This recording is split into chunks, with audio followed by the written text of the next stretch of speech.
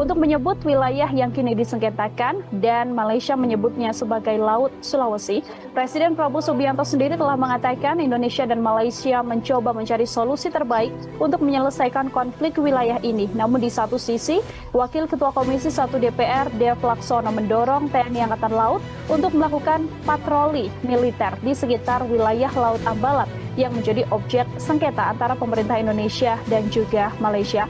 Ada harapan publik bahwa Ambalat ini jangan sampai diakui gitu ya, sampai jangan mengulang mimpi buruk masa lalu, sebetulnya konflik yang meluas, tidak lagi sekedar sengketa perbatasan tapi kemudian menjadi perang. Memanas di perbatasan, TNI AL kirimkan ke RI Bung Tomo ke perairan sengketa. Hubungan Indonesia-Malaysia kian tegang. Jakarta, 16 Agustus 2025. Laut di utara Kalimantan kembali menjadi sorotan dunia. Armada Tempur TNI Angkatan Laut (TNI AL) resmi mengirimkan KRI Bung Tomo 357, salah satu kapal perang fregat andalan Indonesia, ke perbatasan maritim dengan Malaysia. Langkah ini diambil setelah serangkaian insiden perbatasan yang melibatkan kapal patroli kedua negara semakin memanaskan hubungan diplomatik. Dalam laporan resmi Markas Besar TNI AL, pengarahan KRI Bung Tomo merupakan langkah standby tempur, sekaligus sinyal tegas Indonesia untuk menjaga kedaulatan wilayah lautnya. Namun keputusan ini juga mengundang berbagai spekulasi, mulai dari kekhawatiran terjadinya konfrontasi militer, hingga potensi lahirnya babak baru ketegangan di Asia Tenggara. Latar belakang ketegangan, hubungan Indonesia-Malaysia dalam urusan batas laut sebenarnya bukan isu baru.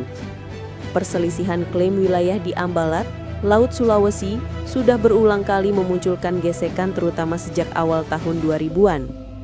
Meski beberapa kali kedua negara bersepakat untuk menyelesaikan masalah melalui jalur diplomasi, fakta di lapangan seringkali berbeda. Kapal patroli Malaysia dilaporkan masuk ke wilayah yang diklaim Indonesia, memicu kejar-kejaran dengan kapal TNI AL. Insiden kecil seperti sorotan lampu, manuver berbahaya hingga saling siaga senjata kerap terjadi. Pada Juli 2025, ketegangan memuncak ketika kapal patroli Malaysia disebut berusaha menghalangi nelayan Indonesia.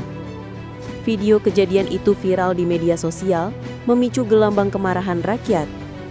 Desakan agar pemerintah Indonesia mengambil langkah keras pun bergema. KRI Bung Tomo, simbol taring laut Indonesia. Keputusan mengirimkan KRI Bung Tomo 357 ke perbatasan dianggap sebagai langkah strategis sekaligus simbolis. Kapal perang ini adalah salah satu fregat tercanggih dalam armada TNI AL. Panjang 93,5 meter, berat 1.940 ton. Persenjataan Otomelara 76 mm, rudal anti kapal Exocet MM40 Blok 2, rudal pertahanan udara Seawolf, torpedo A244S, kecepatan maksimum 28 knot. Dengan daya tempur yang mumpuni, KRI Bung Tomo mampu menghadapi berbagai ancaman, baik dari laut maupun udara. Pengamat militer menilai pengiriman kapal ini bukan sekedar patroli, melainkan sinyal kekuatan nyata kepada Malaysia. Pernyataan resmi TNI AL.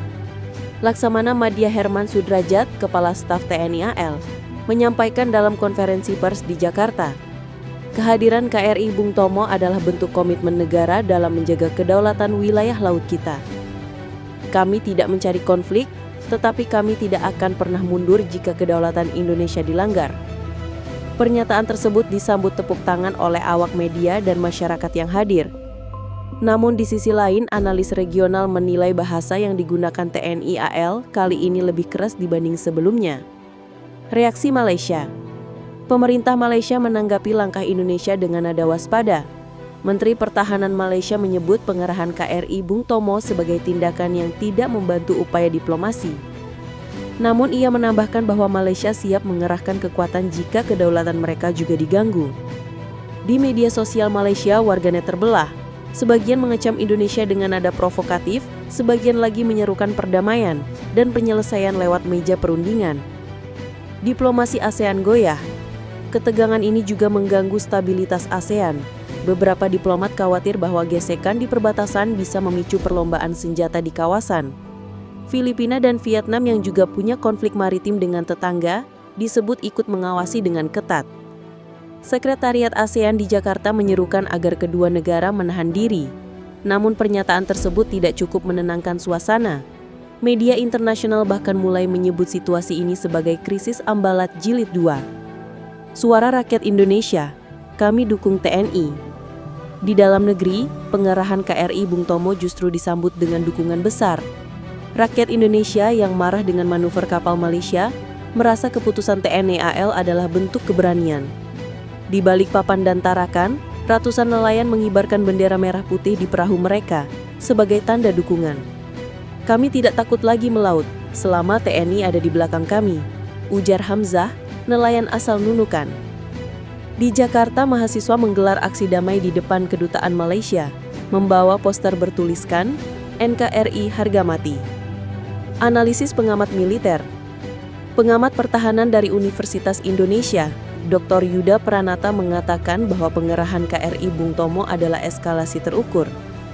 Indonesia tidak mungkin langsung memicu perang terbuka, namun dengan menempatkan kapal perang modern di garis depan, Indonesia menunjukkan bahwa mereka siap jika Malaysia tidak menghormati batas wilayah. Ia menambahkan langkah ini juga bisa memberi tekanan diplomatik. Dalam politik maritim, kapal perang bukan sekedar senjata, tetapi juga bahasa diplomasi keras. Media internasional soroti situasi. Beberapa media asing menurunkan laporan khusus. BBC News, Indonesia flex naval power amid border tensions with Malaysia.